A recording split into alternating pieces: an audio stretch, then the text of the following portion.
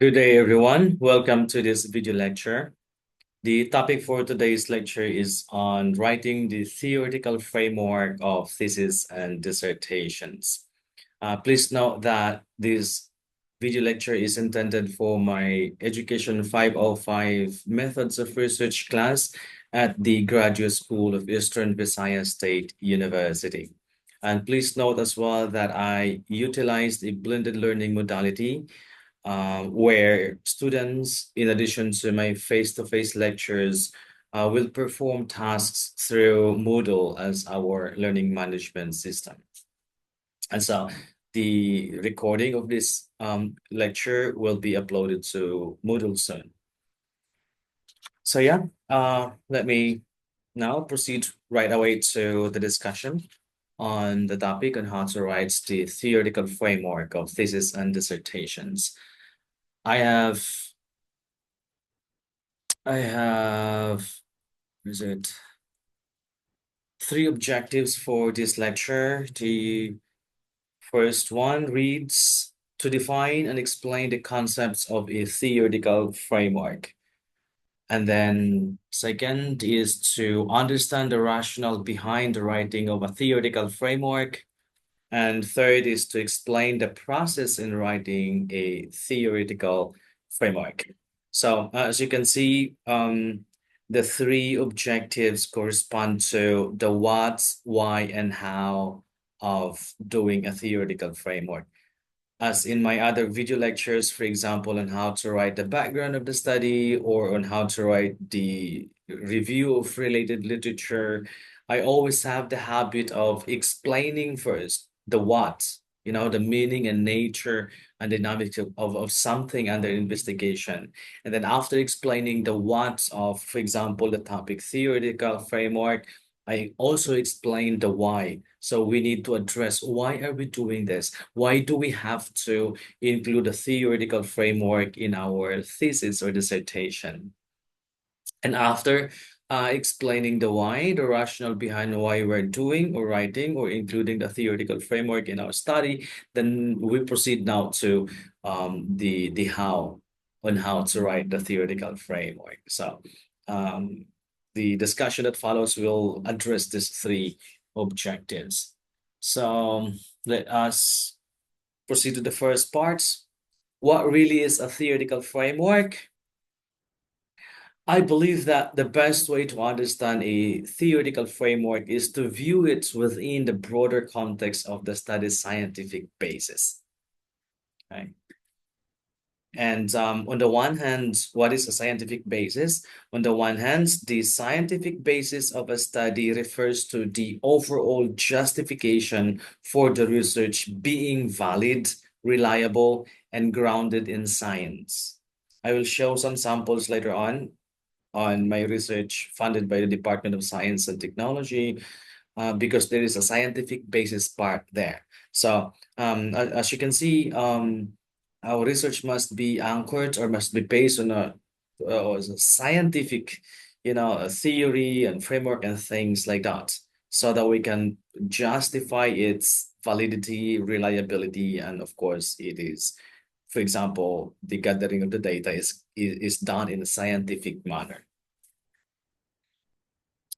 The scientific basis of the study can include, as already mentioned, the theoretical framework, previous research, scientific laws, and sound methodology. So, for example, in terms of speaking of methodology, now we know very well that today our research requires ethics clearance. And although it's not yet implemented in some schools, but many schools, or whenever I secure a grant for my research, I always, or the funding agency always requires the ethical clearance for the conduct of my study. And we know very well that one of the basis of the ethicality of our research is the scientificity of the methodology, of the protocol, of the procedure in at the actual gathering of the data. Okay, so we know that The study is conducted in ethical manner because the procedure, the protocol is scientific in itself. Okay, so that's the scientific basis of the study.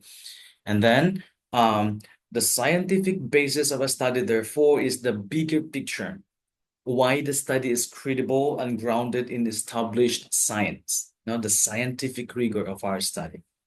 That's the main function of the scientific basis, why we need to have the scientific basis of our study. On the other hand, the theoretical framework is a component of the scientific basis that focuses on the why and how of the research.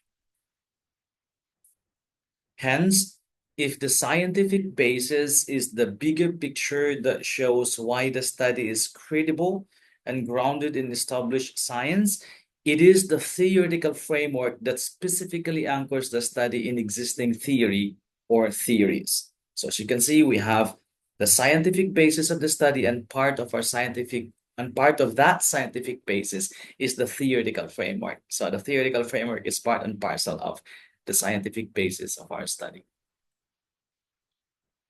And a theory in this context is understood as a systematic explanation of an aspect of reality or phenomenon that can be tested or used to make predictions, especially in correlational research, of course.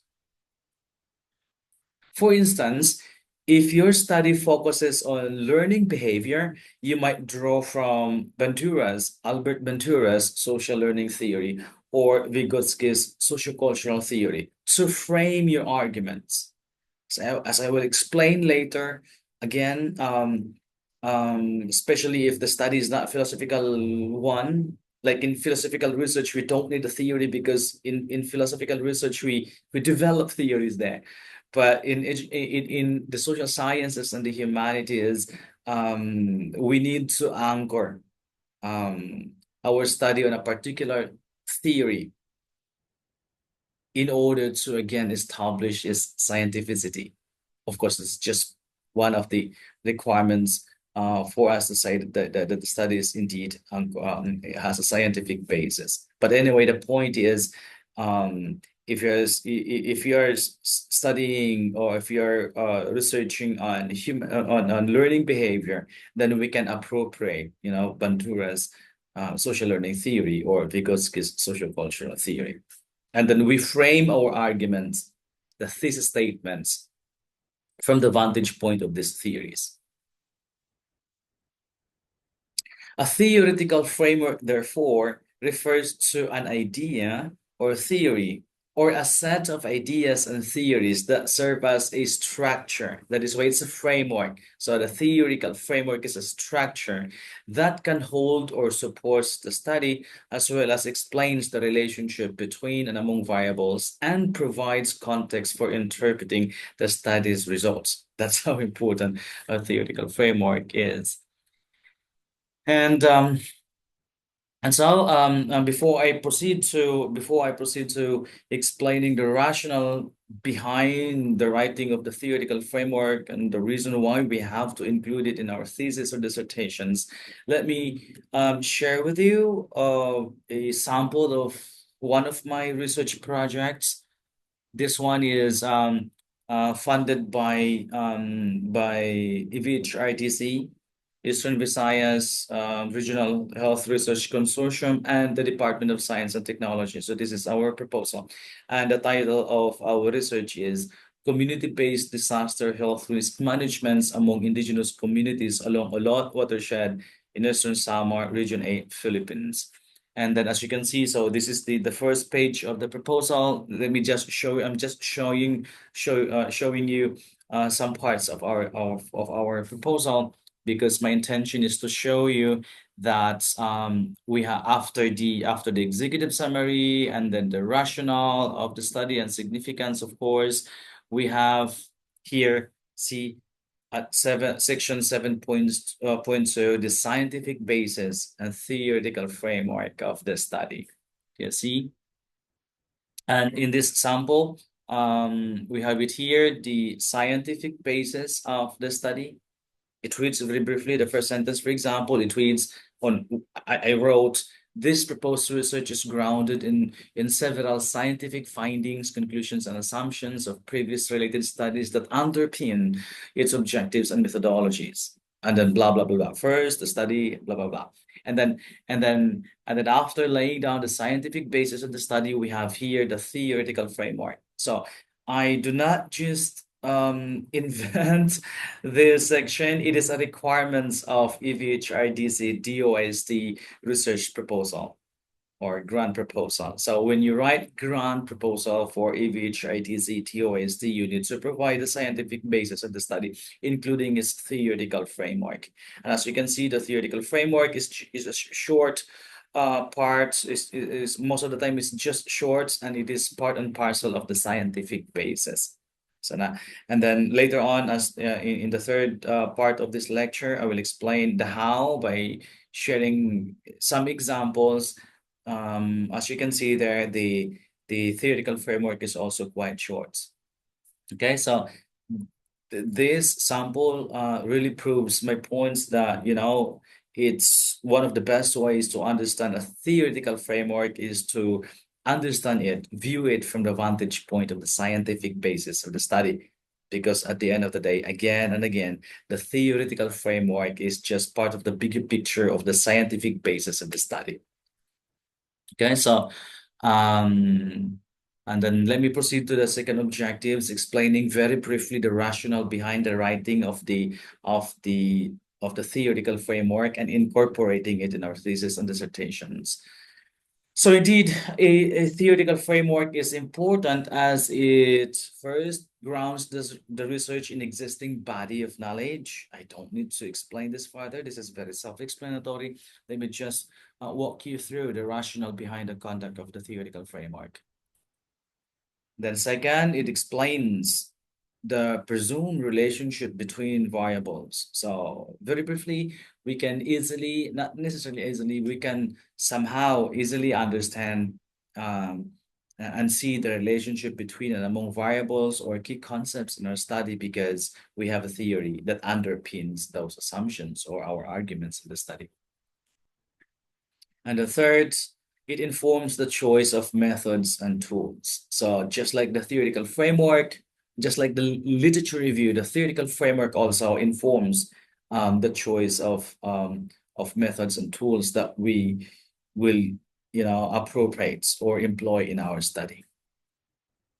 And lastly, a theoretical framework is important because it aids in understanding findings and drawing conclusions. So there is a theory that guides us as researchers, that guides us in making sense of, in understanding and making sense of the findings of our study. And with the theoretical framework and other parts of our thesis, of course, we can easily, um, not necessarily easily, but of course, it helps us in drawing conclusions, out of our findings. So that's how the rationale behind the conduct of a theoretical framework. Now, let me proceed to the next objective on the steps in writing the theoretical framework.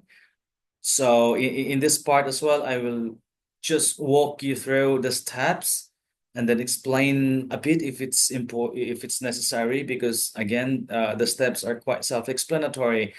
However, the most important part here is after explaining or showing you the steps in writing the theoretical framework, I will provide a sample of a theoretical framework and then explain that sample, the parts of that sample vis-a-vis the steps that I'm going to explain now. So let me proceed to step number one. Step number one in writing the theoretical framework involves identifying key concepts in your research. Needless to say, identifying key concepts is very important because it will guide us, of course, in identifying and appropriating rather a kind of theory that we want to appropriate in our study. Now, step one involves reviewing your research questions, objectives, and problem statements. So these are the important parts of the or important aspects of our research that would help us, um, identify what kind of theory that we're going to employ in our study. And then this also involves identifying the major concepts or variables that you are studying. And then step two, conducting a literature review. And this involves looking for theories that other researchers use to explain similar phenomenon. So just like my video lecture on literature review, in the conduct of or in writing the theoretical framework of your study, you need also to conduct a literature review because you need to know the surrounding theories that you can apply, relevant theories that you can apply in your studies. So especially if you're not too familiar with the philosophers or the thinkers or the think tanks in your field of specialization. So you really need to read literature in relation to your study. That is why the first step is you understand, you identify the key concepts there, and then once you have the concept, then you can, I should say, easily identify an appropriate theory to appropriate in your study because of course you conducted a lit review on that part. And then it also involves identifying competing theories that offer different perspectives. Do not just appropriate a specific theory because you like it, but you have to really understand, view particular theories from the vantage points of other, competing theories.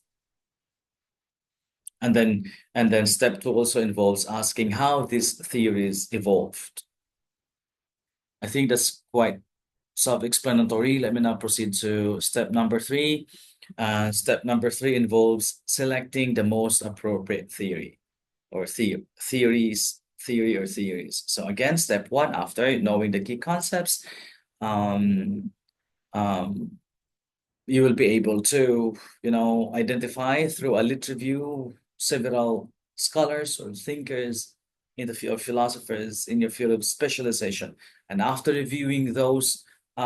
um, after reviewing literatures in terms of in terms of theory, then during that lit review, you might, for example, identify, okay, Bandura's social learning theory and then Vygotski's sociocultural theory, or you have read, for example, in the lit review, the behaviorism of Watson and things like that. So in step two, you know the theorists or the theories or the philosophers or the thinkers. And in step three, it's now about time to decide which theory or theory to appropriate in your study. And this involves, of course, again, choosing the theory that best aligns with your study. Now, theory or theories, because please take note that in some cases, one theory is enough or one theory might be sufficient.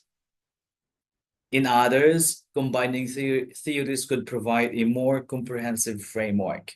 But most of the time, if you look at our thesis and dissertations in the grad school, in our library, the studies there always appropriate several theories. Well, fine if that's necessary, but for your study. But in principle, you don't need to have a lot of theories in your thesis or dissertation.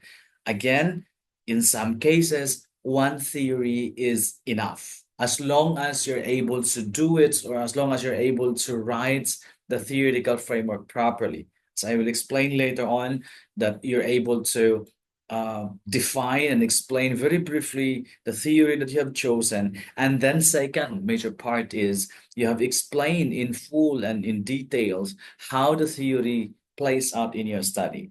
So if you have done that correctly, properly, then one theory is enough. And then during thesis and dissertation proposal defenses, most of the time the panel members will require researchers to have for your thesis, or dissertation proposal to have several theories. Now, if you think that if you only appropriate one theory and if you think that you have done it well, then you may defend yourself and argue that your study only requires one theory. And if the panel members insist that you have to cite at least two or three, then and if you cannot argue well, then the most appropriate thing to do is follow the panel members, of course. At the end of the day, they will rate you. It's them who will rate your thesis or dissertation. Okay, and then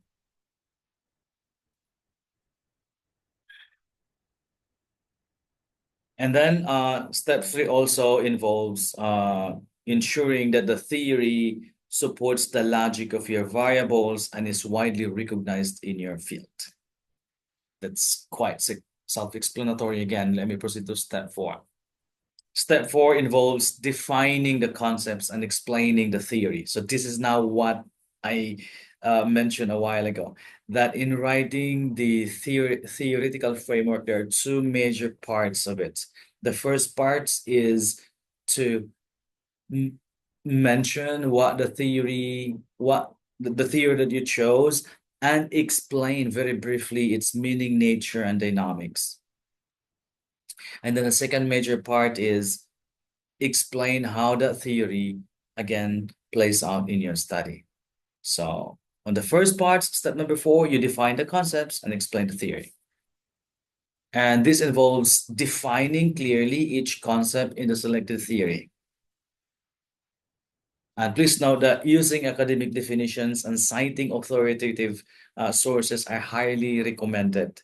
So in relation to this, we need to cite or appropriate a theory that is indeed a theorist rather that is indeed an authority in the field. So do not just when doing the lit review for the theoretical framework, do not just appropriate any theory that you bump into or stumbled upon. You have to really make sure that that theory or the philosopher himself or herself or the theorist herself is indeed an authority in the field, because that helps establish the scientificity of your research, of course, the scientific rigor of our research. And it also involves explaining how the theory works, as well as how do the variables relate to each other. And then step five involves relating the theory to your research. This is what I meant by explaining the theory, explaining how the theory plays out in your study, or explaining how the theory applies to your study. So step five is the first part, explaining the meaning, nature, and dynamics of the theory that you have chosen, that you have appropriated. And in step five, rather, in step four, rather, you explain the meaning, nature, and dynamics of the theory that you have chosen and appropriated in the study. And then in step five, you relate the theory to your research, or in other words, you explain how the theory relates, applies, or plays out in your study. So this involves bridging the gap between theory and your study.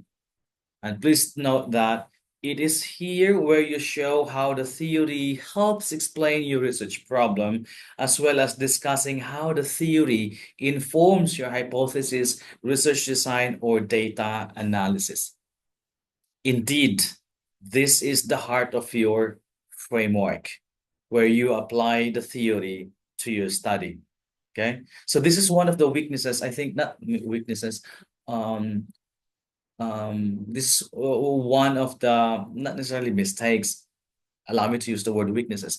This is one of the weaknesses of especially fledgling scholars, masters and PhD students, because when they write the theoretical framework, they simply narrate a lot of theories and that's it. It's like explaining the meaning and nature and dynamics of a lot of theories, several theories, 3, 4, 5 theories, and that's it. They ended with explaining only the meaning and nature of the theory.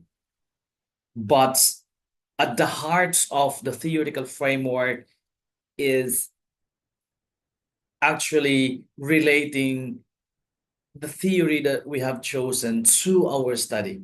That's the most important part there. That is why the theoretical framework is a must in thesis and dissertation proposals, of course. Okay, so and then and then the last step, step 6, involves visualizing the framework. Please take notes that the this part is optional. The schematic diagram of our theoretical framework, including the conceptual framework, is optional. Let me proceed. So note that the schematic diagram of the theoretical framework is optional, and so therefore it is not necessary to provide a schematic diagram of our theoretical framework. And in my lecture, I will be um, recording my lecture on how to write the conceptual framework. And so in the conceptual framework as well, they're not the same. Theoretical framework and conceptual framework are not the same, of course. So just like the conceptual framework, just like the theoretical framework, we don't need as well to provide a schematic diagram of the conceptual framework. The narrative, the explanation of the meaning, nature, and dynamics of the theory that again we have chosen and how it plays out in our study is enough. However, sometimes it is, especially if the discussion is a bit complicated, and so therefore the narration, the the narrative part of the theoretical framework cannot be easily understood, especially for those who are not specialists in the field of specialization that you are in. Coming up with a schematic diagram will help. So you see, again, the schematic diagram of the theoretical framework is optional. It's not necessary, but it would greatly help if after explaining, narrating the theoretical framework, the narrative part, after explaining the theory and how it plays out in your study, it would help if you provide a schematic diagram so that your framework will be fully understood by your readers.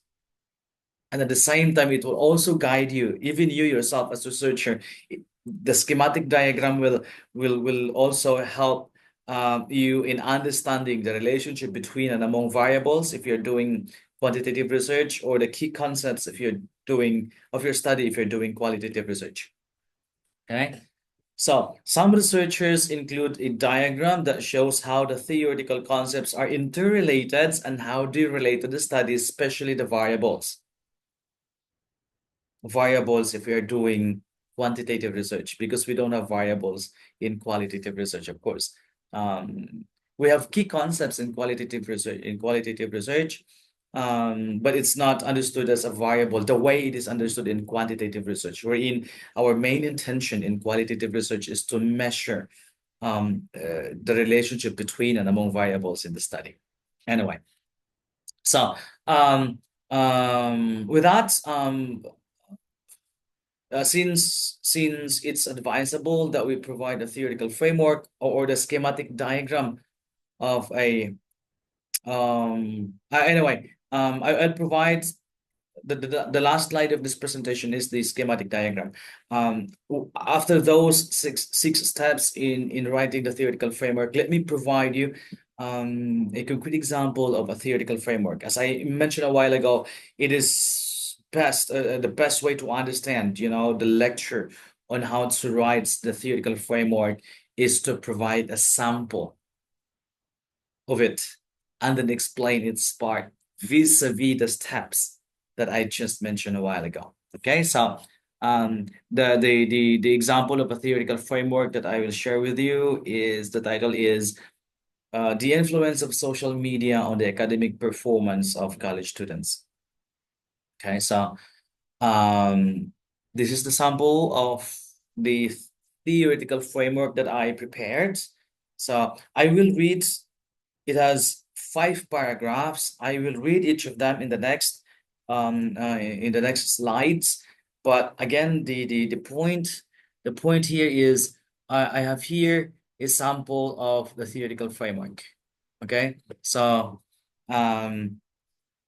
The title again is The Influence of Social Media on the Academic Performance of College Students. So let me read each paragraph in bigger text. So paragraph number one reads, this study is anchored on Albert Bandura's social learning theory, which posits that people learn from one another through observation, imitation, and modeling.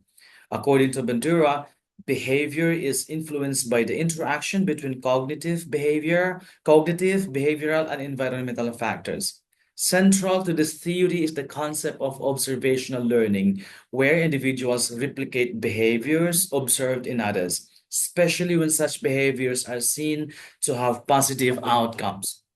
Now, before I proceed to the next paragraph, this is what I meant by explaining very briefly the meaning, nature, and dynamics of the theory that you have chosen.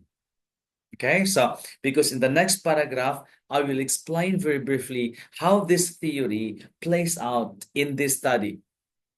So let me proceed to paragraph number two. In the context of this study, so you see from the explanation, from the brief explanation of the meaning and nature and dynamics of Bandura's social learning theory, in the second paragraph, I I explain how the theory relates to my study, how it plays out to my study. That is why in the first sentence, the qualifier in the first sentence, in the context of this study, and that is necessary because in that phrase, and that's a qualifying phrase, in the context of this study, I am sending a signal to my readers that I am now moving to the application part of the theory. Okay? So let me read this again. In the context of this study, college students are constantly exposed to academic and non-academic contents on social media platforms such as Facebook, TikTok, and YouTube. Bandura's theory helps explain how students might model study habits, learning strategies, or even procrastination patterns based on what they observe online. For example, watching a popular influencer post um, motivational videos about time management may encourage students to adopt similar practices.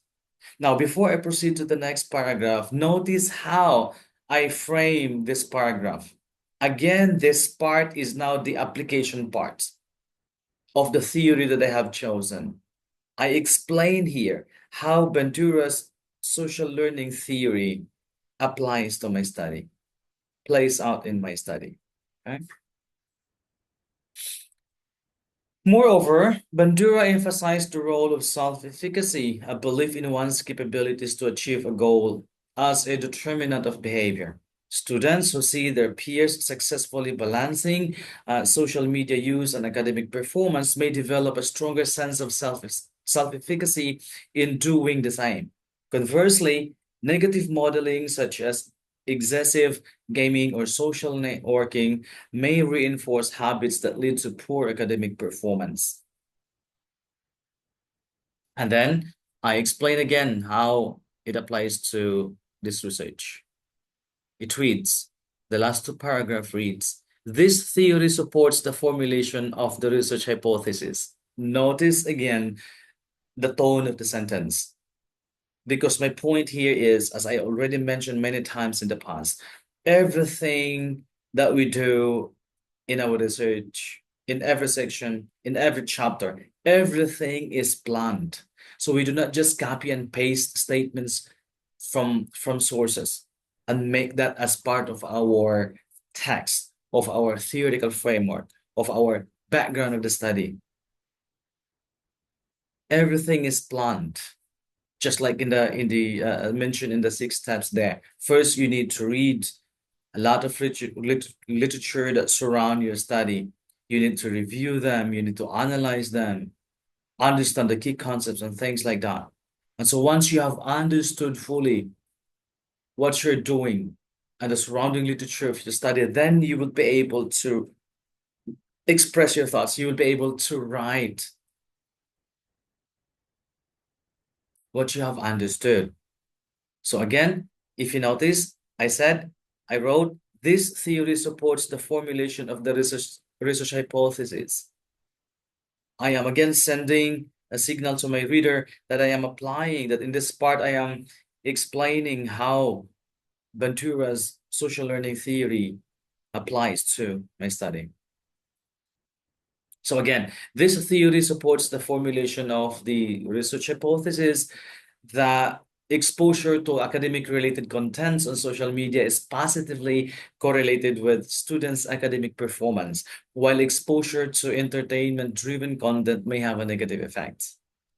And then the last paragraph reads, by applying social learning theory, this research underscores the idea that social media is not merely a distraction, but also a potent space for modeling both constructive and detrimental academic behaviors.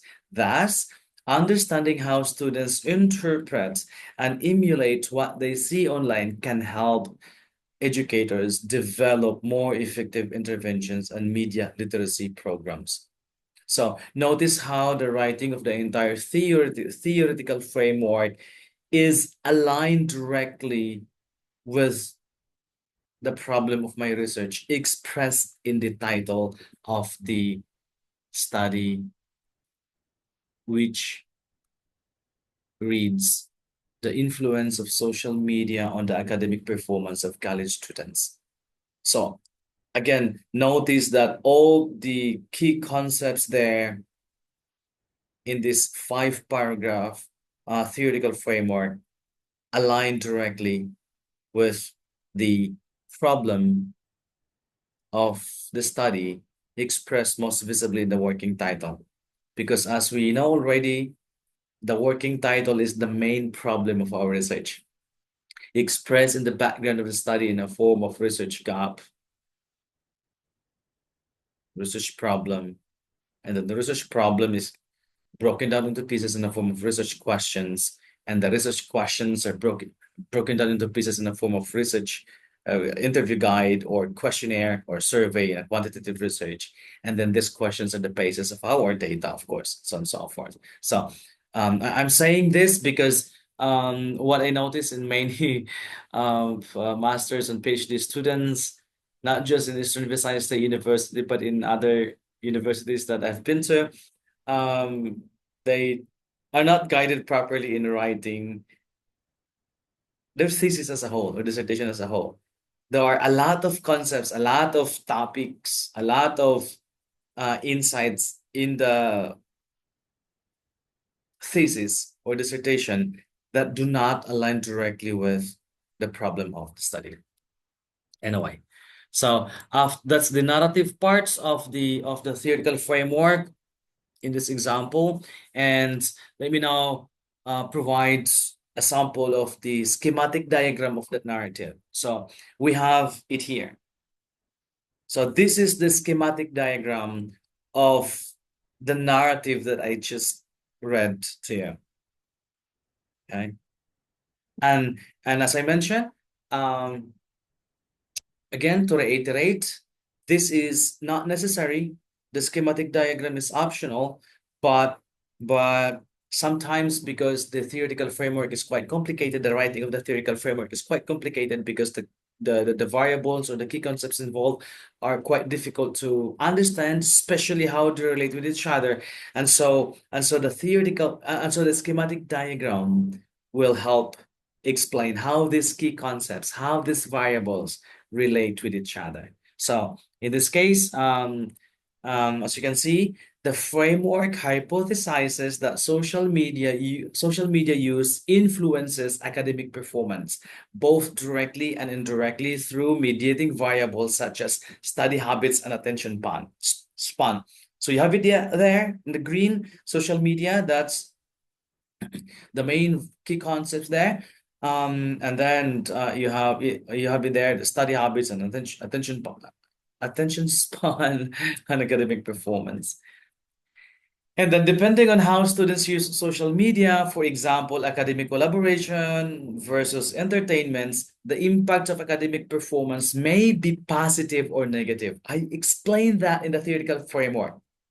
Okay, so the impacts of academic performance may be positive or negative, depending on how the students use social media. So I explained that in full in in the narrative, but it is also illustrated in this schematic diagram. And lastly, the model recognizes that not all social media use is detrimental. It can also enhance learning if used effectively.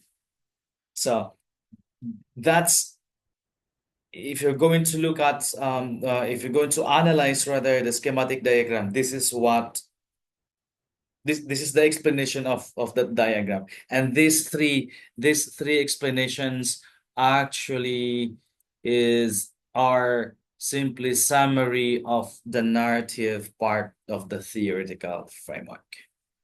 Okay, so that's how we write the theoretical framework. Thank you very much, and I wish you all the best in your thesis or dissertation writing. God bless everyone.